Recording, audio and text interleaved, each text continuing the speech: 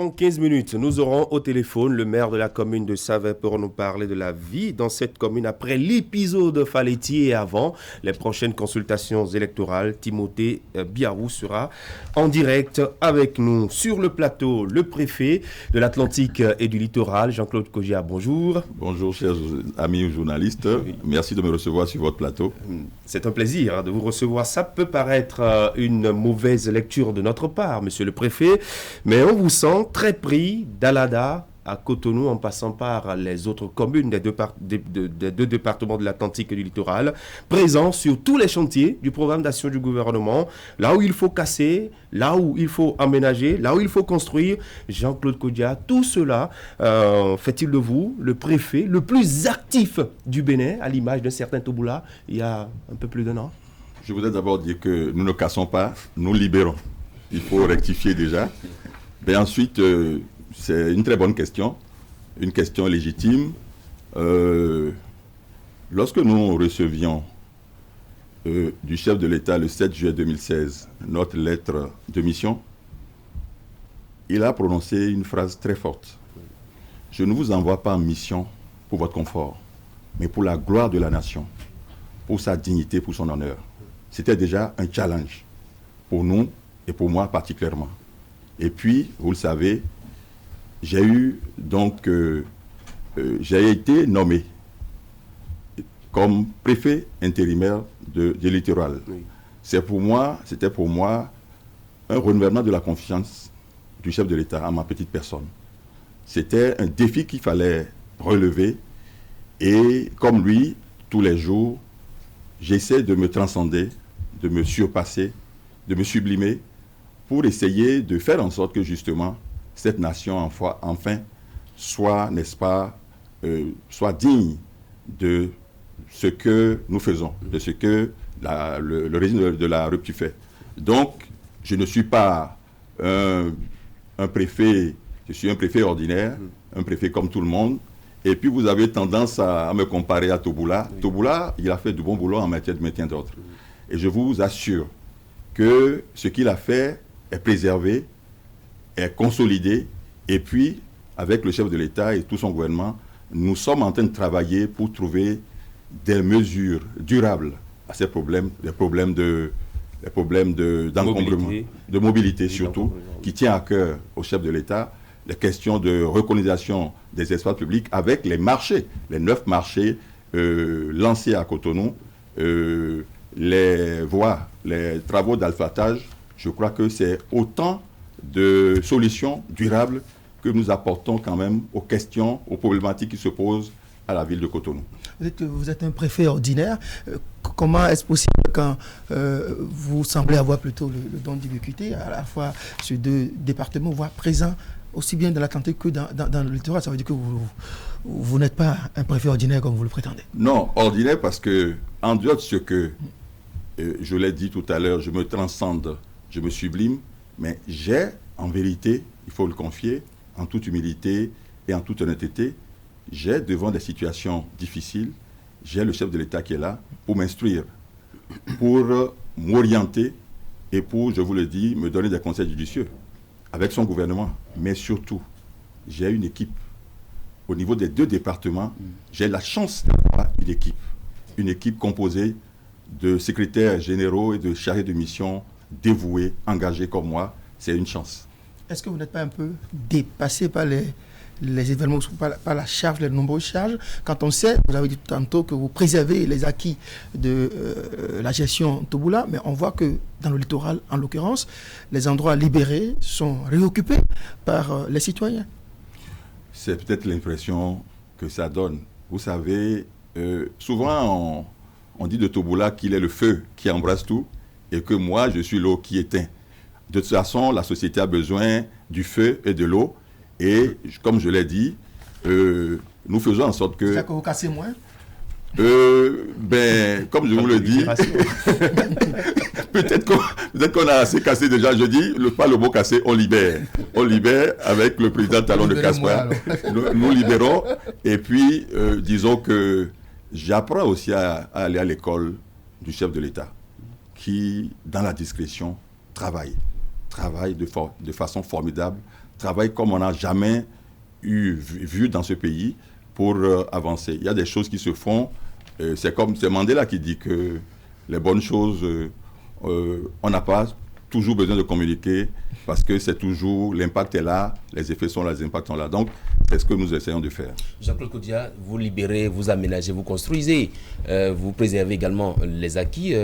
Sur le terrain de la libération, vous avez vu à Togoudo, on vous a vu récemment encore sur la Belge lagunaire. Dites-nous finalement, quels sont les chantiers qui aujourd'hui sont prometteurs? Nous sommes le chef de l'État, nous sommes dans tous les compartiments de la vie publique. Parlons de Togoudo, vous le savez, que pendant longtemps, pendant plus de 10 ans, le pont de Homé a résisté à tous les gouvernements. Il a fallu l'avènement de la rupture pour que ce pont se construise. Il fallait maintenant, disons, construire les accès à ce pont. Et malheureusement, nous avons eu affaire à un compatriote qui n'a pas compris, un certain, je ne sais pas s'il faut donner son nom, un certain Wonyibo Bertin, qui pourtant a été recasé ailleurs. Mais il demandait qu'on le dédommage pour ce qu'il a construit, alors qu'il n'a pas eu un permis de construire. Vous comprenez? Il fallait pour la nation, il fallait pour vraiment les populations de Womé, de Godomé, de l'Atlantique. Il fallait vraiment à un moment donné, après avoir discuté, après avoir échangé, il fallait vraiment y aller. Nous sommes allés. C'est ce qui s'est passé également au niveau, disons, de Ouédonou, où Dieu nous a parlé, il fallait l'écouter. C'est Dieu qui vous a parlé? C'est Dieu qui parle. Qu'a-t-il dit? Il a dit, il faut agir. Écoutez-moi, là, on n'a pas agi à temps. Ça a été la catastrophe. Il vous a parlé par quel moyen? Par téléphone? Par SMS? Il parle... On vous a d'ailleurs vu hausser le ton à Ouédonou. Il le parle à travers les autres. Vous avez vu, là, on ne l'a pas écouté. Ça a été la catastrophe. Et donc, ce qui s'est passé, moi, ça fait quand même 33 ans que je suis à Calavi. Je n'ai jamais vu ce qui s'est passé. Je suis allé le matin à l'aéroport. Il m'a été impossible de retourner quelques instants après à Calavi. Il fallait donc agir avec l'appui du gouvernement. Nous sommes descendus sur le terrain. Nous avons expliqué pendant 10 jours. Les gens n'ont pas voulu comprendre également une fois, mais il fallait aller parce que ce qui est sûr, in fine, nous allons revoir. Vous savez qu'il y a des voies de contournement qui vont se faire. Ce pont de franchissement qui va être repris. Et donc, il fallait aller sortir les gens du cours du lit. Et vous avez vu, dès qu'on l'a fait, l'eau a commencé à s'écouler normalement. Justement, monsieur le préfet, c'est quand même des investissements de toute une vie pour certains de nos compatriotes. Du jour au lendemain, on débarque avec des bulldozers, on les déguerpit. Est-ce que ça ne vous dérange pas, ça ne vous gêne pas de les voir? Ça gêne, mais devant certaines situations, il n'y a pas d'état d'âme.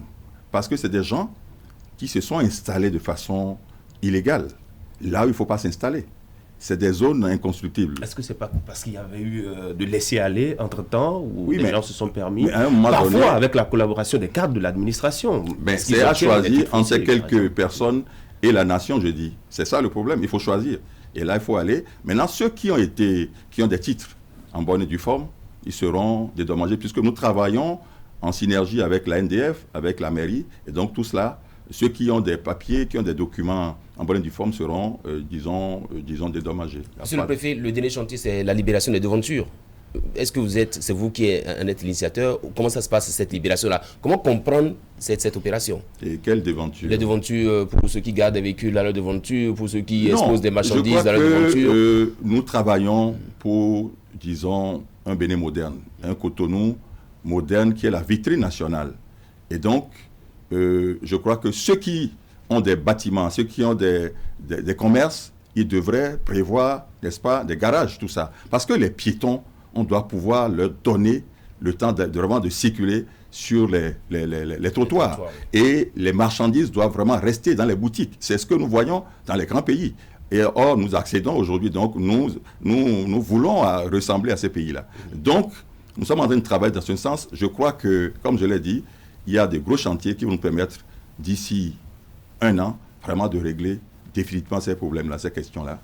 Et je crois qu'il faut demander aux Cotonois d'être patients pour que vraiment nous puissions, et de nous accompagner, d'accompagner le chef de l'État et son gouvernement dans cette œuvre gigantesque de reconstruction de ce pays. Monsieur le préfet, mais là qu'on parle de la tutelle.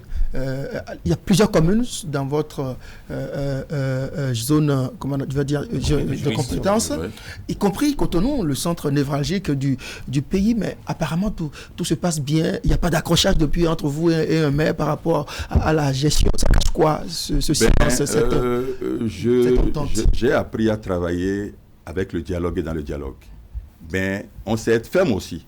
Donc, nous sommes là, en fait, pour accompagner. Notre rôle premier, ce n'est pas d'être un gendarme, c'est d'accompagner, de stimuler, de faciliter. C'est ce que nous faisons, mais nous restons fermes également lorsque, disons, des actions qu'il faut ne sont pas posées.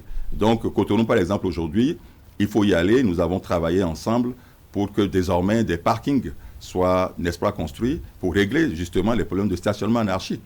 Nous avons travaillé pour qu'enfin, on ait des pompes, n'est-ce pas, lorsqu'il pleut, pour gérer. Nous avons travaillé pour que nous inscrivions dans le budget l'achat de pelles excavatrices, ce que nous n'avons pas eu auparavant pendant 15 ans de décentralisation. Donc, malgré les moyens colossaux dans la ville. Bon, quand même relativement, il faut dire, il faut appeler un chat, malgré les fiches de carte d'identité sont en rupture. Est-ce que vous êtes au courant? Vraiment, une rupture, c'est 2019, une rupture chronique. Et nous gérons. Je crois que ces derniers temps, on a pu nous approvisionner, mais je crois que nous travaillons pour que vraiment cette situation... Mais qu'est-ce qui peut expliquer ça? Bon, ça, je crois qu'il faut poser la question à la société, à M. Elias, n'est-ce pas? Mais je crois que le gouvernement s'intéresse à la question. Nous travaillons pour que, actuellement, nous avons pu être ravitaillés pour que vraiment on puisse liquider. Je crois qu'actuellement, nous avons liquidé tout ce qui est en instance, aussi bien, en tout cas, en ce qui me concerne, aussi bien à l'ADA que donc à Cotonou. Et je crois que nous allons continuer à travailler pour que la société puisse mettre à leur disposition, disons, le matériel qu'il faut pour vraiment éviter ces ruptures qui pénalisent les usagers clients. Et vous êtes tellement serein et heureux, déterminé dans le travail que vous décidez de taper dans la poudrière des URCA. Ça, le mérite revient au chef de l'État. Il faut le dire franchement. Ça fait 20 ans que ça a duré cette situation. Et puis, le chef de l'État, il y a un peu plus d'1 an, il a pensé un plan de sortie de crise. Et lorsque nous avons démarré, les gens n'y croyaient pas. Mais aujourd'hui, je vous assure que sur les 36 cas, 20 conseils d'administration sont déjà installés avec leur conseil. Avant Patrice Talon, beaucoup de présidents se sont penchés sur la question. Les gens, ils se sont... Qu'est-ce qui nous garantit la pérennité, l'efficacité de ce plan que vous êtes en train de mettre en œuvre? Parce que déjà, dans les statuts et les règlements intérieurs, on a prévu des dispositions qui anticipent, n'est-ce pas, les crises.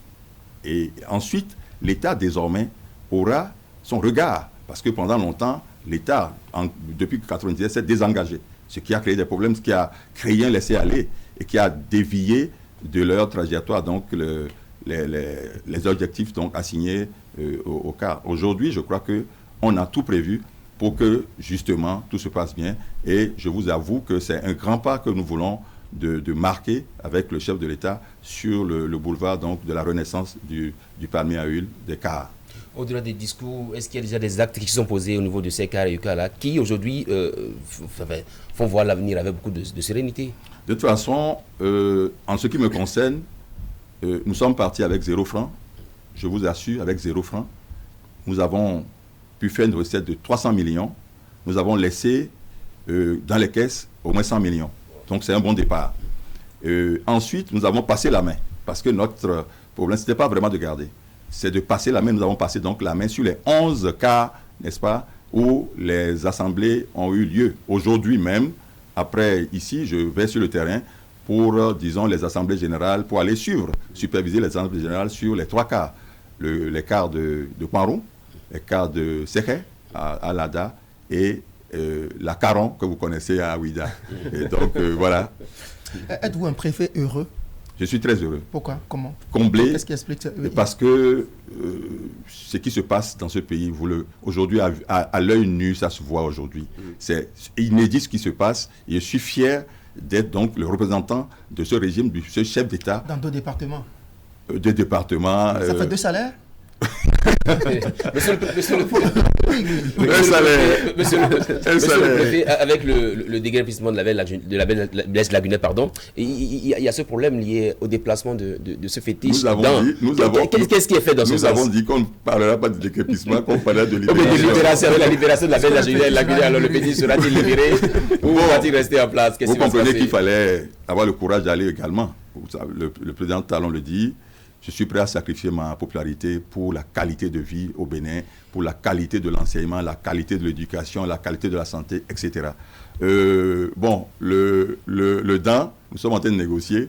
C'est l'un des problèmes que nous avons. Nous sommes en train de négocier. Il semble qu'il y a une flexibilité au niveau donc, des adeptes DAN. Avec qui? Avec les adeptes DAN. Et le dignitaire pour que nous déplacions ce fétiche-là, pour que nous puissions vraiment continuer à aménager, parce qu'à terme, il faut aménager cet espace-là que nous sommes en train de libérer. Voilà. Monsieur le préfet, vous avez 2 bureaux, un bureau à Alada, la préfecture d'Alada, un bureau à Cotonou. Comment vous gérez vos rendez-vous? Ben, ça se passe normalement, ça se passe sans problème. Hein. Vous êtes certain? À moins que vous me dites, à moins que vous ayez des preuves que je ne sais pas bien. Vous présidez la conférence départementale. Les deux, je préside les 2 conférences, je préside toutes les cadres. Mais comme je vous le dis une fois encore, j'ai la chance d'avoir une équipe, des cadres vraiment... Est-ce que le cumul vous pèse? Est-ce que vous aurez souhaité, par exemple, que Patrice Talon nomme rapidement un préfet pour Cotonou? Ben, ça, c'est lui.